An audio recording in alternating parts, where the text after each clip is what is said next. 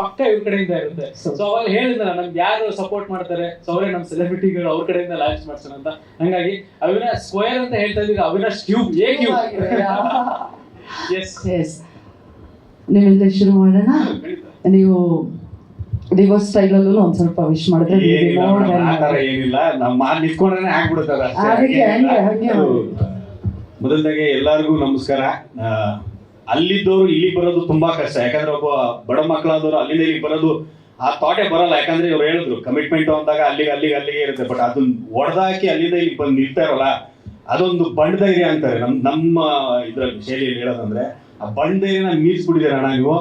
ತುಂಬಾ ತುಂಬಾ ಚೆನ್ನಾಗಿ ಕಾಣ್ತಾ ಇದ್ದೀರಾ. ಬಟ್ ನನ್ಗೆ ನಾವ್ ಅಂದ್ರೆ ಮೂವಿ ಮಾಡ್ತಾರೆ, ಒಂದ್ 2-3 ಮೂವಿ ಮಾಡಿದಾಗ ಅಂದ್ರೆ ನಾನು ಕ್ಯಾರೆಕ್ಟರ್ ನೋಡಿದ್ದೀನಿ, ಬಟ್ ತುಂಬಾ ಕ್ಲಿಯರ್ ಆಗಿ ತುಂಬಾ ಚೆನ್ನಾಗಿ ಕಾಣ್ತಾ ಇದ್ದೀರಾ. ಅಂದ್ರೆ ಕಾಸ್ಟ್ಯೂಮ್ ಆಗಿರ್ಬೋದು, ಕ್ಯಾಮ್ರಾ ವರ್ಕ್ ಆಗಿರ್ಬೋದು, ಎಡಿಟಿಂಗ್ ಆಗಿರ್ಬೋದು. ಅಂದ್ರೆ ನಾವ್ ಯಾಕಪ್ಪ ಈ ತರ ಅಂದ್ರೆ ಮಾಡೋಣ, ಈ ತರ ಇದ್ರೆ ನಾವು ಮಾಡೋಣ ಅಂದ್ರೆ ಸಿನಿಮಾ ಮಾತ್ರ ಅಂತಲ್ಲ, ಬಟ್ ಆಲ್ಬಮ್ ಸಾಂಗು ಕೆಲವೊಂದು ಅನ್ಕೊಂತಾ ಇರ್ತೀವಿ, ಹಿಂಗೆ ಹೋಗ್ಬೇಕು, ಹಿಂಗೆ ಮಾಡ್ಬೇಕು. ಬಟ್ ನನ್ನ ಮೈಂಡಲ್ಲಿ ಅಂತ ಇದೆ ಸಿನಿಮಾ ಮಾಡ್ಬೇಕು, ಇದೆ ಈ ಥಾಟ್ ಇತ್ತು. ಬಟ್ ಸಾಂಗ್ ನೋಡಿದ್ಮೇಲೆ ಅನ್ನಿಸ್ತು, ಯಾಕೆ ನಾನು ಆಲ್ಬಮ್ ಸಾಂಗ್ ಮಾಡ್ಬೋದು, ಬರೀ ಸಿನಿಮಾನೇ ಯಾಕೆ ಅನ್ಕೋಬೇಕು, ಬಟ್ ಇಷ್ಟು ಚೆನ್ನಾಗಿ ಕಾಣುತ್ತೆ, ಇಷ್ಟು ಚೆನ್ನಾಗಿ ಬರುತ್ತೆ ಅಂದಾಗ ಮಾಡಬೇಕು. ಬಟ್ ತುಂಬಾ ಚೆನ್ನಾಗಿ ಕಾಣ್ತಿದ್ದೀರಾ, ಅಂದ್ರೆ ಇಬ್ರು ಪೇರ್ ತುಂಬಾ ಚೆನ್ನಾಗಿ ಕಾಣ್ತಿದ್ದೀರಾ.